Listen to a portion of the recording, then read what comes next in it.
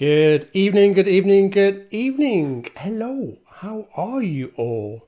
Hi Vanessa, I can see your comments. So just quickly, again, I've changed my audio settings, so I just wanted to check that you can hear me. So please give me a thumbs up if you can hear me.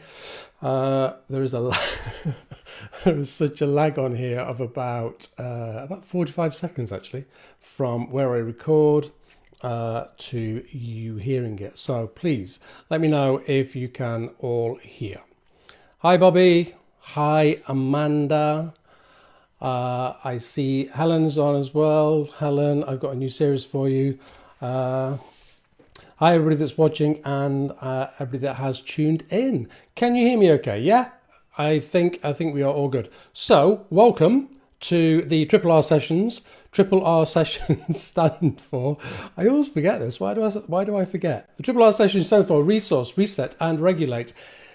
Myself and the local council got together and we were a little bit concerned.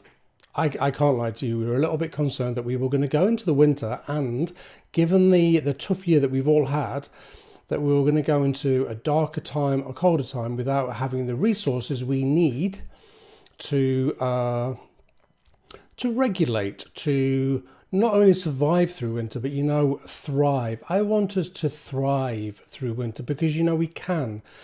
Winter's not necessarily a time where we go into and we just hunker down and we get cold and we get wrapped up and we don't do anything. We can actually thrive through it. So myself and the local council got together. We decided that Facebook Lives might be a way forward. We want to reach as many people as we can. On that, can I ask you please to share the feed?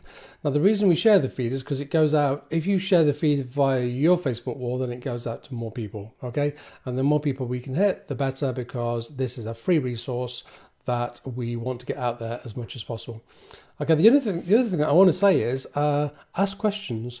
I am all up for you asking questions about how we resource for winter just that little bit better. But I want questions from you because then it makes the delivery real, okay? And it'd be really nice if we had a little bit of a conversation as well, okay? So between the comments that I get and what I've already got planned to deliver, but if I don't deliver any of what I've got planned, then that is absolutely fine. So please, yes, ask questions, anything that you want to know, I will do my best to answer. Obviously, within the realms of winter wellness, okay? Going into winter, just that little bit healthier. For those of you that weren't watching last week, we had a really great session last week. I want to highlight what we went through, okay? So, we looked at this as a psychotherapist. So for those of you who don't know who I am, I'm a psychotherapist. I work in private practice in the beautiful little market town of Newark. I work in a very holistic way. Holistic is mental, physical, spiritual, social, and emotional. It's all of those areas. When I'm working with somebody, although I work primarily with their mind, I can't ignore the rest of them. I literally cannot ignore the fact that we are full beings. Okay, so this is the way I work. And as we go through these sessions, this is what I want to cover. I want to cover all of those 5 elements there. In maybe random ways, but I will hit all of those ways. Okay, so that's the way we work. Self is in the middle, and then the rest of it makes up the holistic being that we are. Last week we looked at anxiety. We looked at anxiety very basically. We looked at our primal instincts. We looked at the fact that over the last 8-9 months now, our primal instincts have been peaked, to say the least. There's a lot of fear out there, and there's a lot of people being nervous and very, very anxious. Anxiety rates at the moment are literally through the roof. So I can see the comments going by and can see all saying hello to everybody, each other, which is amazing. Hi Hadra, hi Mandy, welcome on board. So anxiety, okay, that's what we did last week. My basic understanding of anxiety is we all have it, we all experience it, but what we don't do, I feel sometimes, is we don't understand that actually we can manage it. And that part's really important. It is really important that we know that we can manage our own anxiety, but we haven't been given the tools. we haven't been given the tools or the understanding how to manage our anxiety. So again, that's one of the reasons for these triple R sessions. I talked about anxiety. You might think that anxiety was just mental, but actually it's not. It is affected by all of those other areas: the social, the emotional, the spiritual, the physical, all of those areas. It cuts across all of them. So it's quite a biggie. I'm almost sure that during every session, remember these are taking place at 7 o'clock every Wednesday in October, we will touch anxiety in some way just because we have to. It's around. Okay, so that's what we did last week, and we looked at vitamin D. I would like everybody to be taking vitamin D at this time of year. You can see there why it's good for us. All of this, last week's recording is available on Go Through Therapy's Facebook page, so if you want to go through it in more detail and hear the questions that were people asking, then please go back and research that one. And then we finished with some breath works. One of the most simplest things that we can do is we can breathe. And maybe I should take a breath right now. It's just so powerful. There's a whole movement called Breathworks. And in Breathworks, it was just... Thank you, Vanessa. Vanessa just saying it was really helpful last week. Thank you. Breathworks is so powerful. So powerful. And it's the one thing that we have. It's right here. We own it. We own our breath. But we have to learn how to breathe deeper. Very simply, deep breaths. Mandy, thanks Mandy, very helpful. I've been putting a few bits into practice. Mindful breathing, started vitamin D. Yes, get in, well done.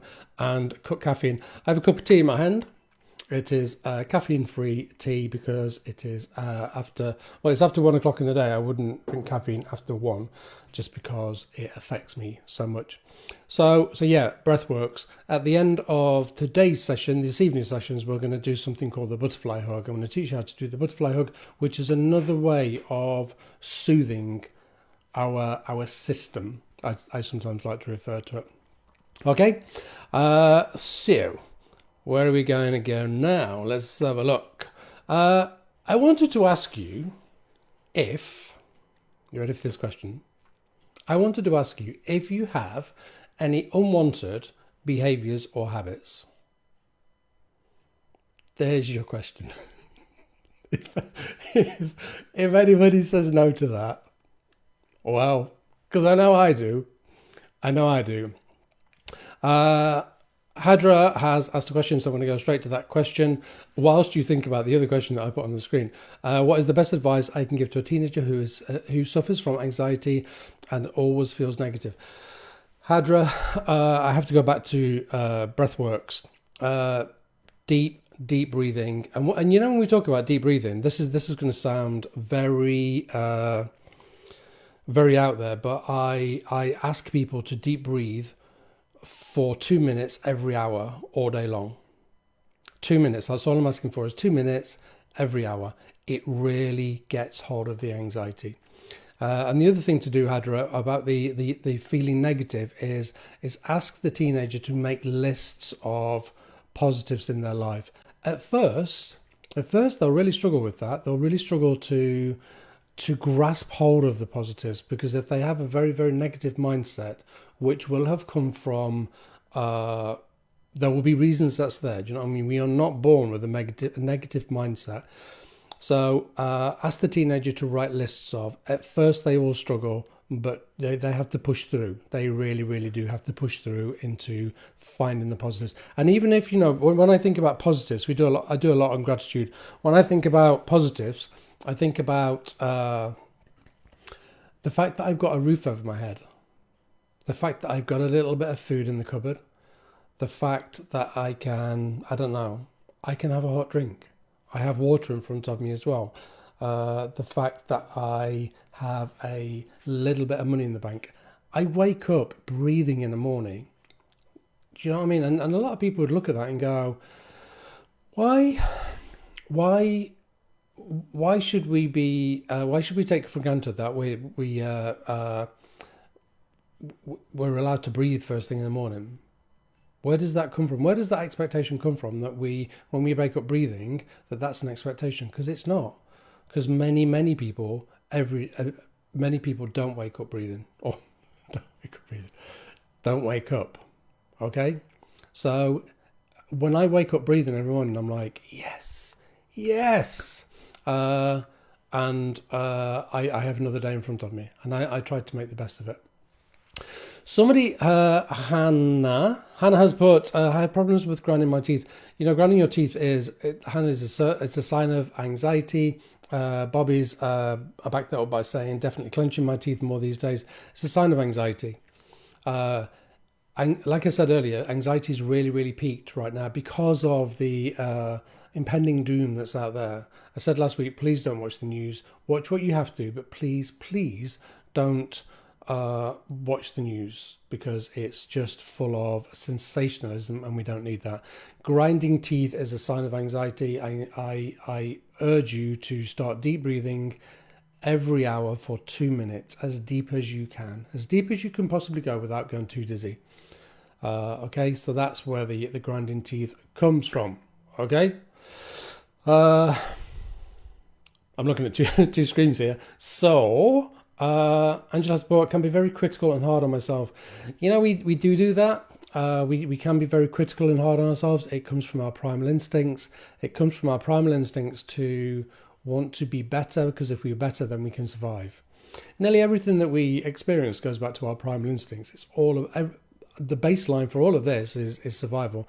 So if you are really critical on yourself, try to I'll do some more on this. I'll go a little bit deeper on this, but just really briefly, hear it. Here's the phrase that I use: hear it, challenge it, change it. So hear the criticism, challenge it. So I might say, my critical voice might say, I'm stupid. So then I challenge it and go, no, I'm not stupid, because I can do this. Okay? And even if I can pay a bill, then I'm not stupid. I hold down a job, my job, granted, but I run my own business. See how I underplayed that then? My job that I created. I run my own business. I run 2 businesses. So it's very easy for us to underplay ourselves. So hear it, challenge it, change it into something positive is a very, very simple way, Hannah, to get underneath that. Okay? Sorry, not Hannah, Angela. So, unwanted behaviours or habits. Do you have any? just taking a slurp there in the middle of a broadcast. They do it on This Morning. Surely I can do it as well. Do you have any unwanted behaviours or habits? Do I? Do I have anything? Yeah, if I'm honest. Do I really? I can sometimes be triggered by people's stuff on Facebook, which disappoints. I become disappointed in myself because I get triggered by other people's stuff. So we all have a lot of habits and behaviours that we might not want. Monday, I have to resist worrying about others' opinions of me.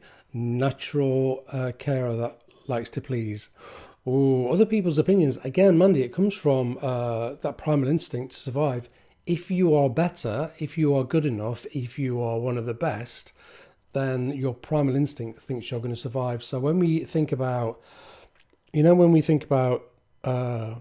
others' opinions of ourselves, if we think that they have a poor opinion of us, then that threatens us. Our system right here, or our primal system right here, becomes threatened. As humans, if we could just get past all of this primal system, if we can get past it, it keeps us safe, then we really could thrive. Honestly, we would thrive so much better if we could get past it. But it's such an integral part of our system. It keeps us alive. Yeah, if we didn't, I said last week, if we didn't have a primal system, then I would cross that road out there and we would get run over, because there would be no warning system that's not overly safe to do that. So it's important that we have the primal system, but it's not overly helpful sometimes. Okay. Unwanted behaviours or habits. Does anybody have any that they would like to share? Amanda's just shared hers. I resist worrying about others' opinions of ourselves. Who agrees with that? Who agrees that I agree with that. Who agrees that I sometimes worry too much about what people are saying about me and what people are thinking about me? I definitely get that. I definitely get that at times. What will people think about me doing this? Okay. Will people think it's narcissistic? Will people think that I'm doing it for my own gain? All of those different things. Can I spend time worrying about that? No. No, I can't, because I know here that I do this for my own reasons, and I do it because I don't want people to experience the same level of darkness. I want to use the word darkness that I have in the past. And I'm on the other side of that. I'm on the other side, and I'm on a side now that I can now offer guidance to other people. Nick has put, I love and care too much even when I've been hurt. You know, Nick, so do I. Because that's really hard. It's really hard to continue to care once you have been hurt, because there's a natural flow in that if we get hurt once, if we get hurt twice, if we get hurt several times, then we might retreat and become very defensive. So I think it's amazing that you still can. Okay, so I give a massive round of applause to that one. I think it's amazing. I just put, sometimes trust too much, always think the world is full of nice people. Oh, Hadra. For everybody that doesn't know Hadra is lovely. Hadra runs Petit Versailles in town, that amazing little shop on Stodman Street that sells the most divine and beautiful ladies' clothing and accessories that I've ever seen. It's just beautiful. It's like that shop is like a little jewel in the middle of Newark. It's beautiful. And Hadra, you're just lovely. So sometimes you trust too much. Again, I kind of go back to Nick's comment. It's a little bit like that. It's a little bit like, do we really not want to trust? Do we really want I know lots of people that they really struggle to trust people. And I think it's a shame, because if we don't trust them, we don't feel this. Yeah? We don't feel the love. We don't feel love from here because it's so protected. And it's in like an iron cage. And therefore... it trusts. It doesn't trust, so therefore it doesn't feel. And honestly, I have trusted so many times in my life and been hurt, but still I trust, for the most part. for the most part, I trust. I trust within limits. Yeah, I trust with also keeping part of myself safe, so as I can survive. And I would love to think that the world around us is full of nice people, but there's a lot of protection around. I've gotten really good just recently at seeing that actually, I'm not sure that there is bad people around, but there is a lot of protective people around. A lot of people are just very, very protective. And because they're protective, and particularly, again, over the last 7 or 8 months, there's been an awful lot of protection around. An awful lot of people kind of going, need to look after my own, and kind of gathering their resources and going like this and not letting anybody in. You'll have recognised there's been a lot of grumpiness around, and there's been a lot of maybe short tempers and things like that. And it's because people are just really, really protective. So Nick has put, but what to do if you're scared to trust because you keep getting hurt? What I'd say to that, Nick, is trust within the realms of your own safety.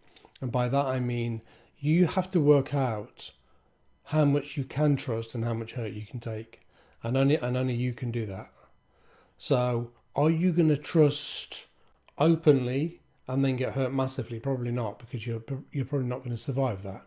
Or it's going to hurt really, really bad. So for me, it's about trusting within limits. I call it the at-risk factor. There's a factor I call the at-risk factor, and it's about tiptoeing into situations or relationships, and you're always measuring this at-risk factor. What's the risk element here? Am I okay? Can I survive this? If it's a relationship, if we break up now, can I survive? And if the answer is yes, then you're okay, then you're safe. If the answer is no, then you're going to retreat a little bit and just become a little bit more guarded. So it's it's really important that you at least test it. Going back to your earlier comment, I think it's great that you are able to trust on any level, given the amount of hurt that you say you've been through. Right, I want to go back to unwanted behaviours, habits, but what I want to do firstly is quickly grab my fan. Just because, still here, sitting back down now, just because it's rather warm in this room. So I'm going to turn my fan on. And I do apologise if you can hear that. You shouldn't be able to. Unwanted behaviours and habits. Unwanted behaviours and habits. So remember, the whole resource around this is that we want to be well for winter. Okay, we want to go into winter a little healthier, and anything we can do to this to format it, program it into healthier behaviours, then it's going to help us into winter. Okay, so pull up the next frame. So you know the mind works on two levels. It works on a conscious level and an unconscious level. The conscious level is where we learn. So you remember those days, for those of you that drive, you remember those days when you learned to drive and you got in the car. I still remember this many years ago. When you got in the car, you got like your mirror, your gear stick, 3 pedals, and a handbrake, and you had to remember how all of those worked. Can you remember that? Can you remember? So when we do that, when we get into the car at that point, we are very conscious. We are in the conscious part of the mind, and everything's like clunky and it's fresh, and it's like, oh my goodness, how am I ever going to remember this? And then after a year, you're done. You're driving, and all of the learning that you do drops into the unconscious mind. Where is it? There, into the unconscious mind. Okay. So that's how the conscious and the unconscious work. When I go and make a cup of tea, I make a cup of tea from my unconscious mind. I don't need to think about making a cup of tea. I just make it. When I deliver something like this, I have to really think about what I'm saying. I have to think about what I'm saying because I'm live, and I'm under Yorkshire Sherwood District Council's banner, and I don't want to swear. And sometimes when I get passionate, I can be passionate. Let's just say that. So I have to edit everything that I'm saying. So I'm very conscious. So by the time I finish this hour, I'm exhausted. I'm shattered. And it's the same in therapy. You know, when whether you're the client or the therapist, in therapy, it's very tiring. After 15 minutes, my clients sat in front of me, particularly if we've had a pretty heavy session, and they'll just look at me and go, oh my goodness, I'm exhausted. So conscious and unconscious. The reason that we have what happens with our processes, they all drop into the unconscious mind. So this is the important part. We make decisions unconsciously. So for example, how can I explain this one? I don't know, somebody might text you. Okay? So somebody might text you and they've annoyed you in the past. So they text you and you read the text and you kind of go, oh, okay. And you put your phone down and you forget to text them back. Or do you forget to text them back? 3 days later, you'll, oh my goodness, I didn't text them. For me, that's the unconscious mind making a choice that you don't want to text them back because they annoyed you. And you never quite settled the annoyance in your mind. So the point is, the unconscious mind can make decisions for us without us even knowing. When we do that, then we go, oh, sorry, I forgot. Not entirely sure. If we were talking to Freud, if Freud was sat here in the room now, can you imagine that? How amazing that would be if Freud was here.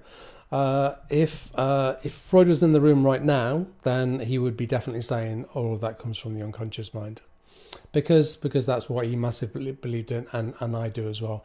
We get very driven and programmed by the unconscious mind. So what we're trying to do with some of our unconscious processes, some of the habits and the behaviors that we have, we try to firstly recognize them. So what I do have for a man that's done a lot of self-awareness and a lot of therapy, I still have a lot of inner critical voices. So I have to recognize that. I recognize it, and I have to then continue to reprogram it.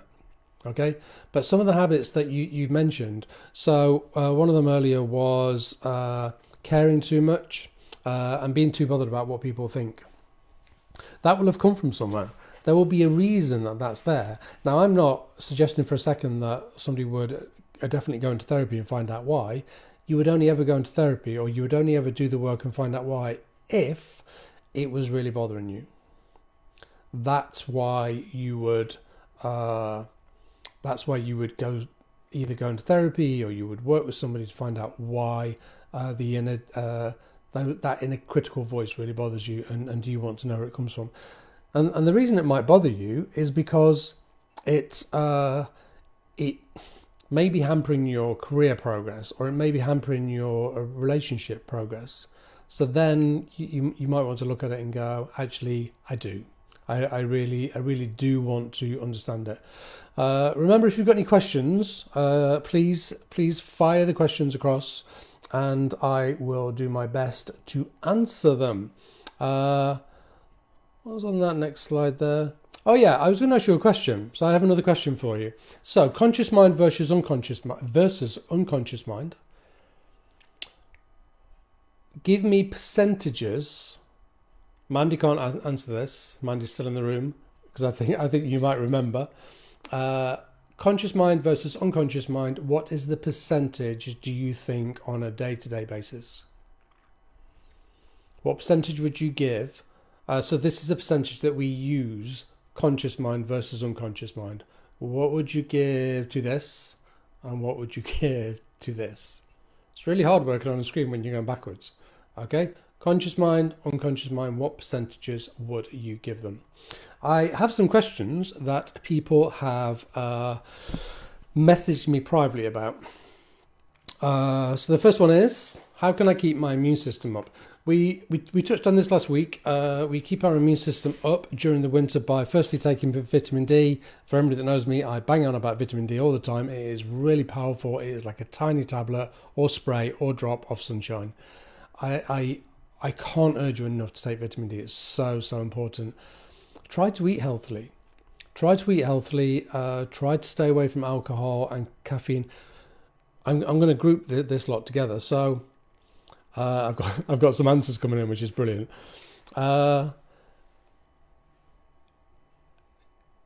Stimulants is the word I was looking for. Stimulants are sugar, caffeine, alcohol.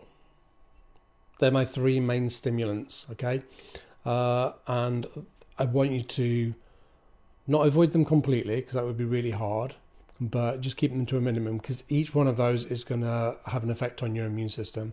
If our immune system is affected, our mind is affected, because we are all connected, as we know. We've got some answers coming in. 30 to 70, said Nick. Hannah Paul said 20 to 80 unconscious.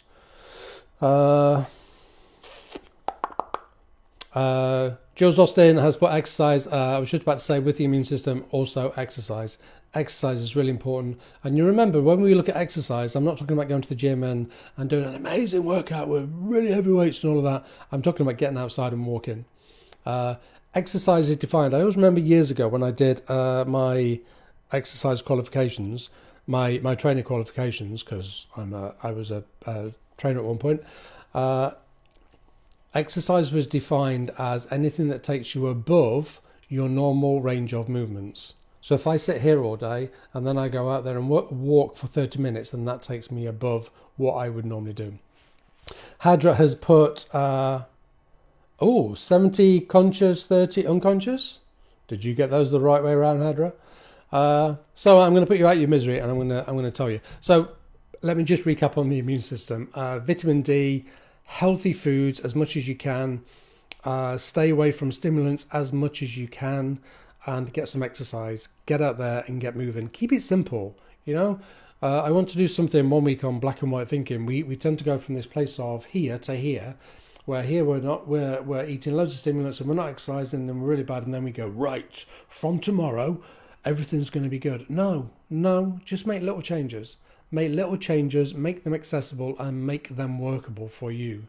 If we go from here to here, it's too far, and this can't cope with it.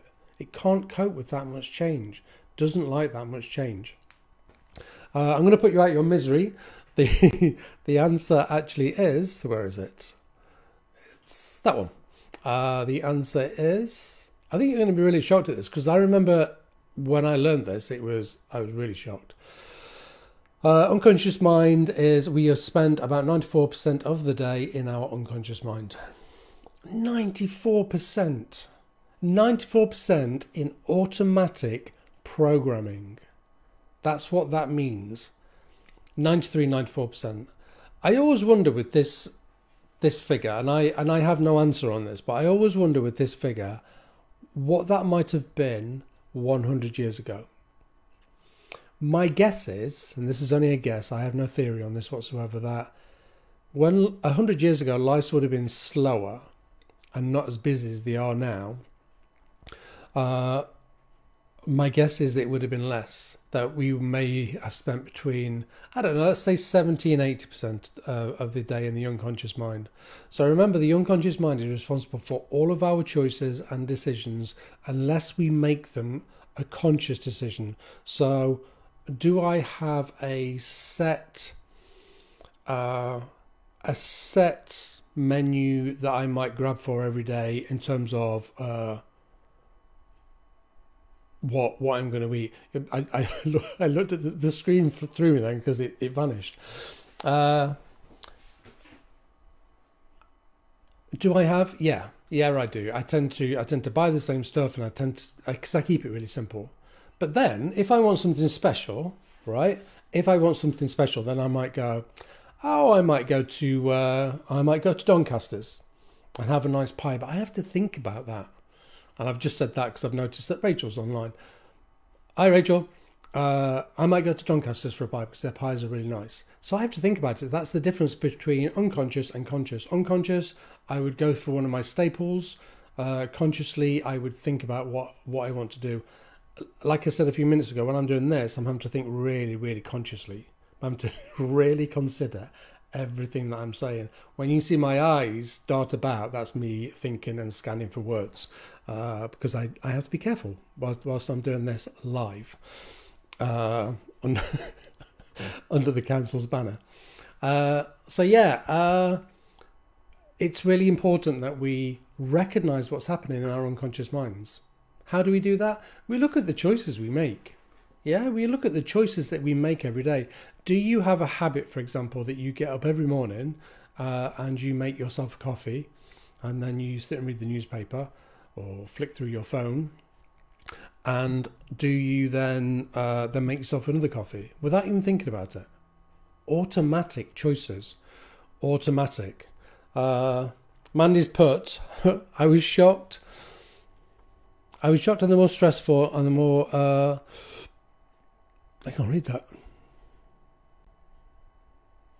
Yeah, if we get busy, Mandy, I think what you're trying to say there, if we get busy, then we spend more time in our unconscious mind because we don't have time. We don't have time to be in our conscious mind. Where is that comment? Vanessa has put mindfulness. Mindfulness, if we become more mindful, then we can spend more time in the conscious mind. So mindfulness just means, mindfulness was an amazing piece of marketing. Mindfulness, consciousness, and awareness are all the same word. All mean exactly the same thing. It means I'm going to take myself from my unconscious mind into my conscious mind. And if I do that, if I take that shift, then I'm going to make more conscious choices. I'm going to make conscious choices to get outside and walk every day. I'm going to make conscious choices to drink 2 to 3 litres of water every day because it's around me. I'm going to make conscious choices to stay away from too many stimulants. All of those basics. If I rely on my unconscious mind, it will just keep repeating what I did yesterday or what my mind is used to. Here's a really, really interesting piece of information for you. The mind wants to repeat everything it did yesterday, today. Let me say that again. Wants to repeat everything it did yesterday, today. The reason it wants to do that is because the mind doesn't like change. Because if the mind senses change, then it gets really fearful. Our primal instinct again starts to kick in. So, for example, if my habit is that I eat pizza every day and drink a crate of beer, then my mind won't want to change from that. It doesn't matter how unhealthy the habit is, the mind won't want to change because it doesn't like change. The primal mind isn't that intelligent that it knows how unhealthy a pizza and a crate of beer is every day. Just doesn't. It doesn't know that. It's primal. It is basic. It is animal. It's the animal part of us that keeps us safe. But it's it's also really powerful. 5 times stronger, 5 times faster than our non-primal part of the mind. The more human part of the mind, if you like. Okay? So it just wants to keep repeating. So if we have habits and behaviors that we want to change, the first thing that happens is the primal part of the mind goes, don't do that. What are you doing that for? Oh, I wouldn't do that. Oh, I'd just stay with what you're doing because you survived yesterday. You're still breathing, so there you go. How fascinating is that our primal mind does not have the intelligence to understand that a crate of beer and a pizza every day is not good for us. When I learned that, it literally blew my mind. I was like, it made perfect sense, but it literally blew my mind. Message from Vanessa, mindful walking, taking notice of the moment and what is happening around you. This brings peace. Oh, I love that. I so love a little bit of peace. Yeah, mindfulness is just stopping. I woke up the other morning and I from one of my bedrooms, the building that way, and I can just about see the fields. And I just happened to glance across.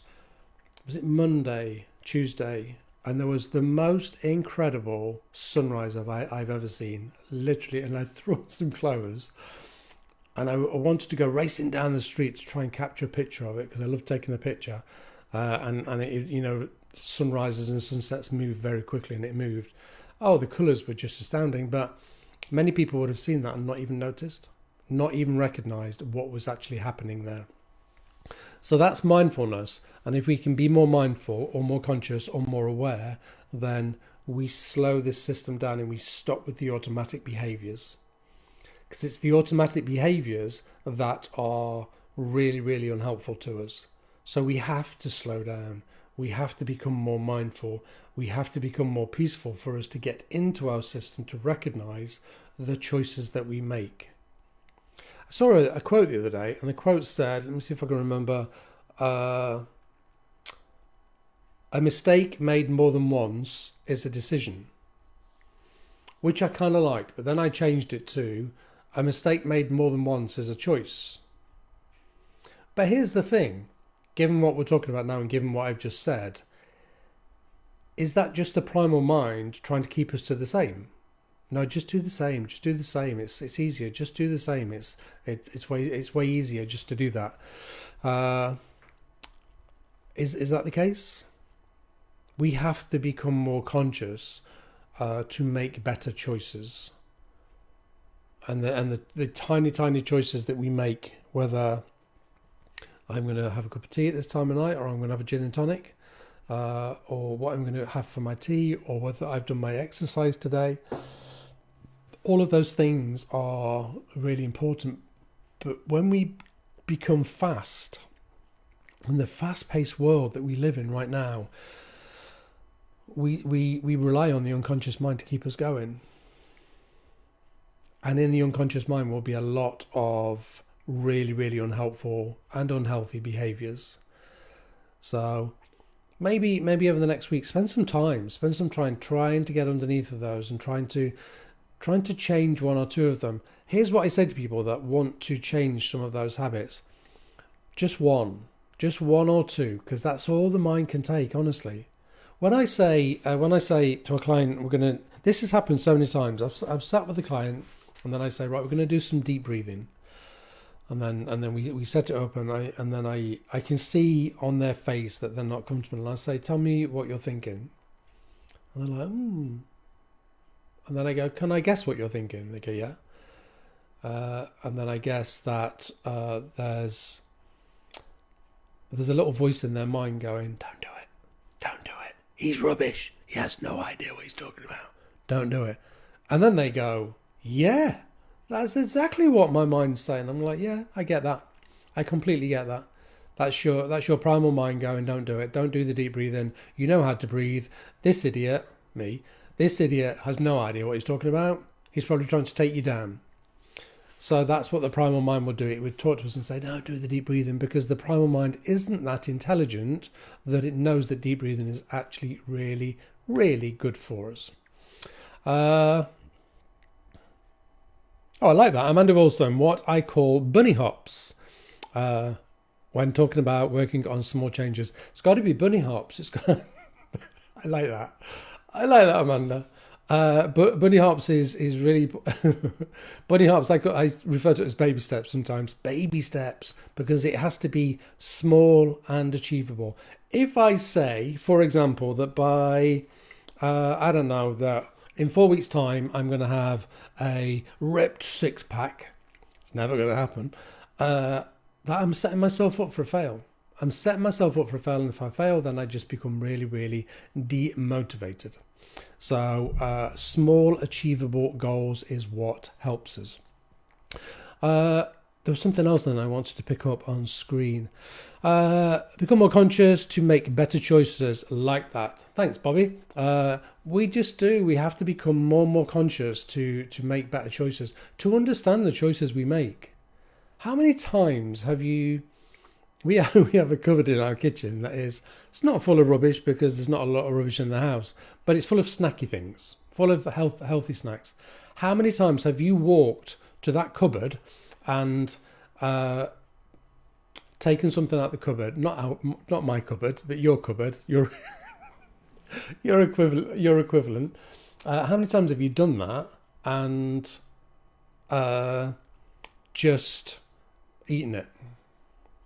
Because I know I have. I've done that an awful lot, where I just go to the cupboard and I eat something or I drink something. I would have a gin and tonic because it would be part of my routine. I don't anymore because I don't want it. No judgment there. For me, it's just something not that I want. I drink more and more decaf in the evening. Excuse me whilst I take a slip. It's going cold. Talk amongst yourselves.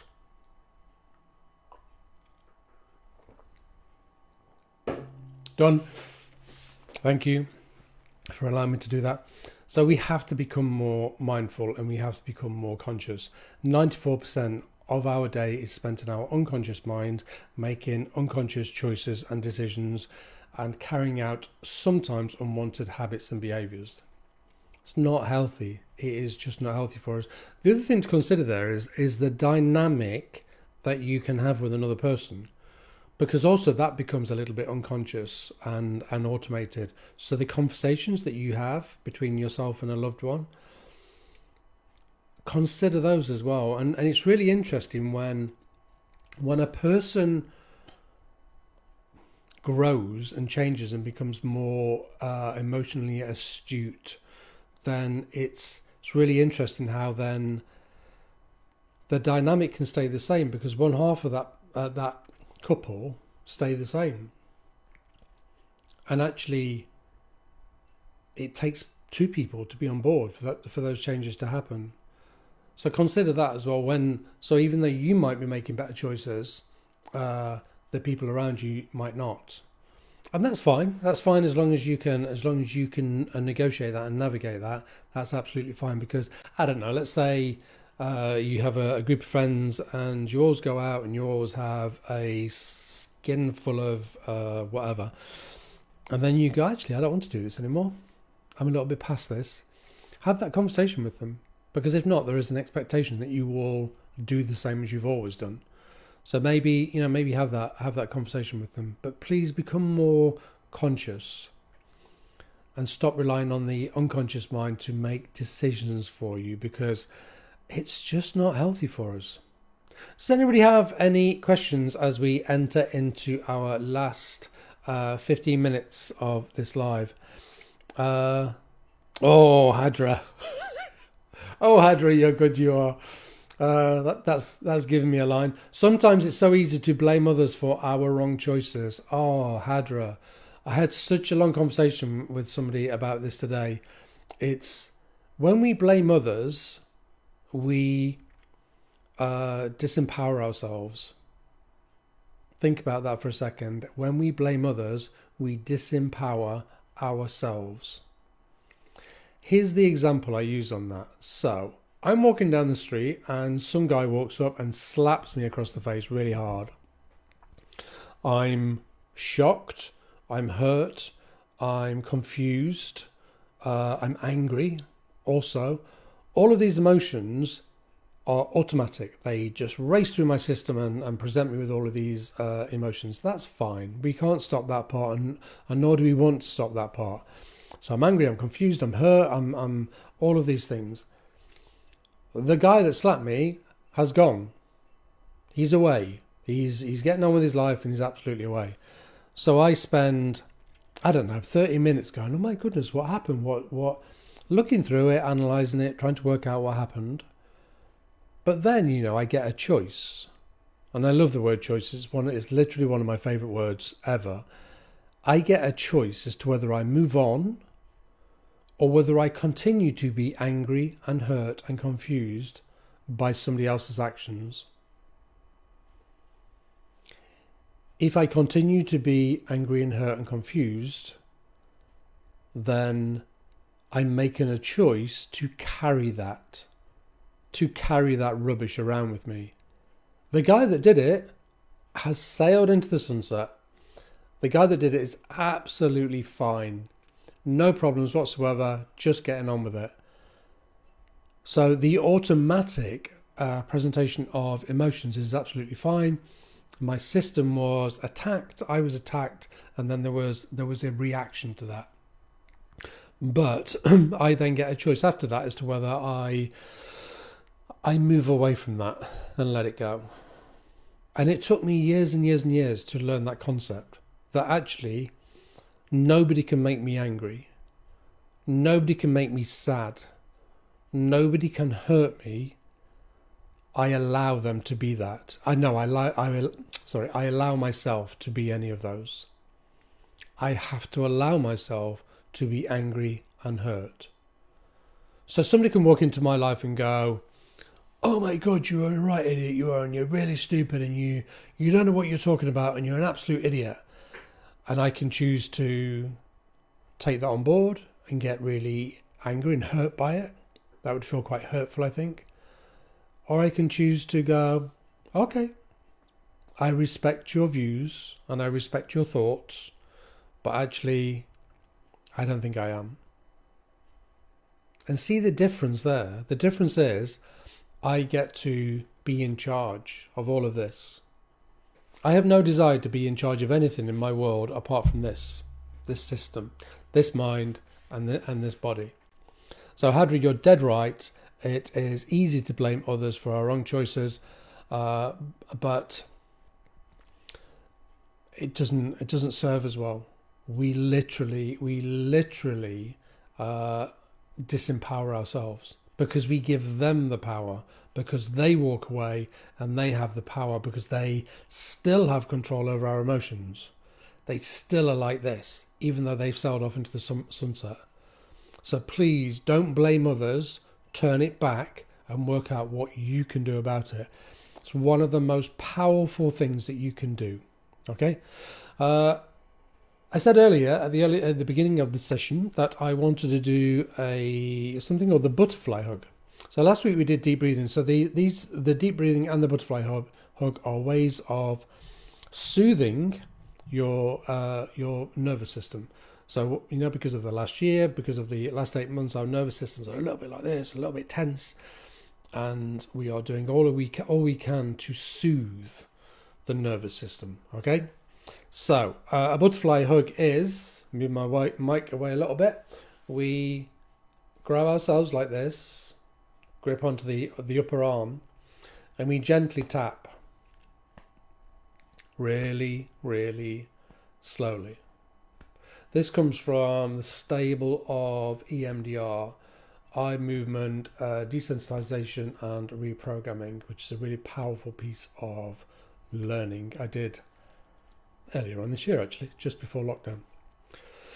So when we do this, we flick the mind back and forward, because you know there's two hemispheres of the mind, and we flick it back and forward. Then what we do is we close our mind and we take ourselves to our safe space. Our safe space is anywhere that you feel peace and calm. So mine might be bed, and I'm okay with that. Mine also might be on a beach somewhere, just stood looking at the sea with my eyes closed, listening to the roar of the sea. That might also be my safe space. Unusual one, that, because you think with the roar of the sea I might get a little bit triggered, but I feel very grounded there. So let's not make assumptions on where your safe space might be. It has to be where you feel safe, okay? Usually when you're in a safe space, you're on your own. There's usually, not always, but there's usually just you there. So grip your arms, slowly tap from side to side, close your eyes and take yourself to your safe space.